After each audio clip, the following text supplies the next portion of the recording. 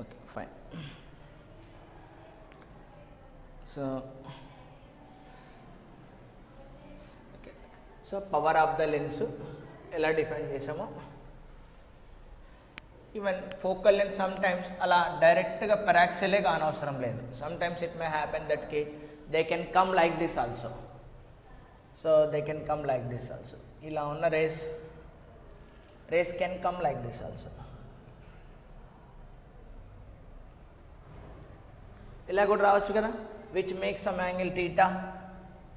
Then this ray will go like this, but this ray will be refracted here, will like this.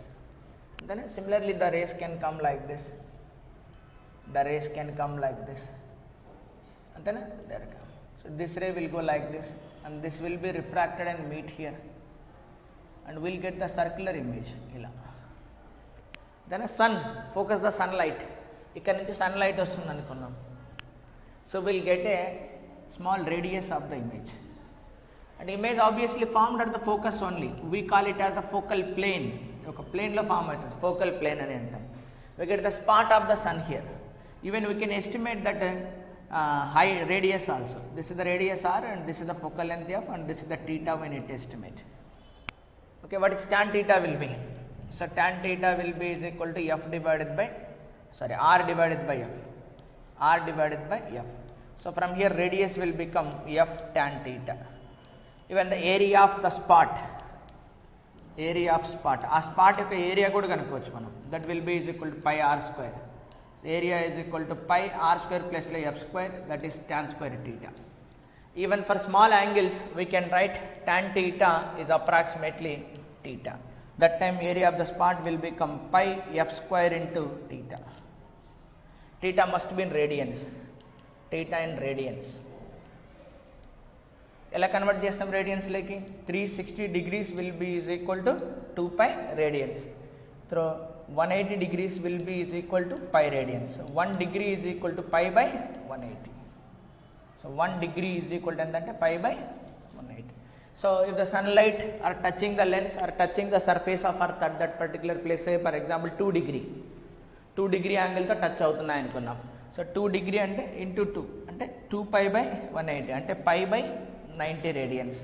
So ఇక్కడ pi by 90 radians అంటే pi square by 90. Focal length ఏదో 10 centimetre 20 centimetre ఏదో ఎంచుంటాడు. చిన్న spot పడుతుంది కదా, చాలా తక్కువ పడుతుంది. That in that way can calculate the at that particular point what is that focus అంటే ఆ స్పాట్ యొక్క రేడియస్ అంతా కూడా మనం కనుక్కోవచ్చు. సో ఇలానే కాదు, ఇలా కూడా అడగచ్చు. ఈవెన్ ఫర్ మనకి ఇది కాన్వెక్స్ లెన్సే తీసుకున్నాం. ఫర్ ఎగ్జాంపుల్ నేను కాన్కేవ్ లెన్స్ అనే తీసుకోవచ్చు.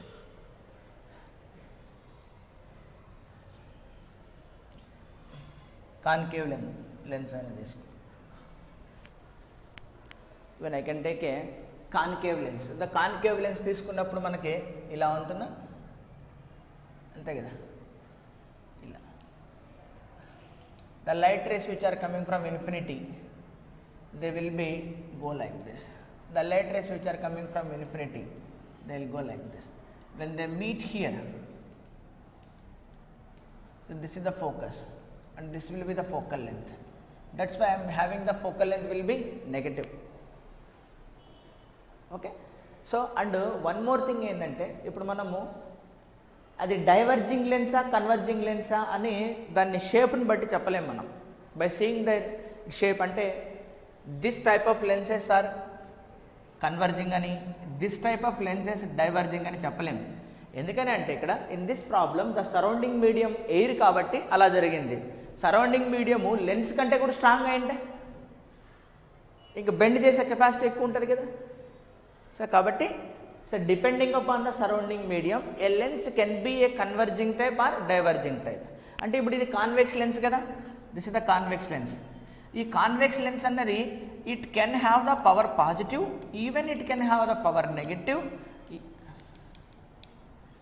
Okay, so this is the concave lens. A concave lens can have the power can be positive, even power can be the negative. So only మనము convex అనగానే power positive, concave అనగానే power negative అని బ్లైండ్గా ఎప్పుడు fix కాకూడదు. That is the simplest case where the surrounding mediums will be the air medium. ఇప్పుడు surrounding medium different ఉంటే then we may get the power negative here, we may get the power will be positive here. Okay na? So be careful.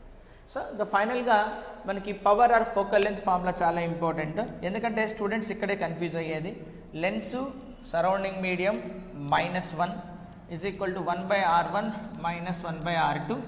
దీనికేం sign convention లేదు, కానీ దీనికి మాత్రం R1 R2లకి మనం sign convention అనేది ఖచ్చితంగా వాడాలి. సో ఇప్పుడు రిఫ్రాక్టివ్ ఇండెక్స్ చేంజ్ చేయడం వల్ల పవర్ ఆర్ ఫోకల్ లెంత్ మారుతుందంటే మారుతుంది. రేడియస్ ఆఫ్ కర్వేచర్ చేంజ్ చేయడం వల్ల పవర్ ఆర్ ఫోకల్ లెంత్ మారుతుందా అంటే డెఫినెట్గా మారుతుంది. So this is the medium dependency factor and this is the geometry factor. So జామెట్రీలో చేంజెస్ వచ్చినా జరుగుతుంది medium dependency. So one factor is of medium dependency, another factor will be the geometrical dependency. కాబట్టి మనం జాగ్రత్తగా ఉండాలి problem solve చేసేటప్పుడు. ఓకేనా? So be careful, you just note down this.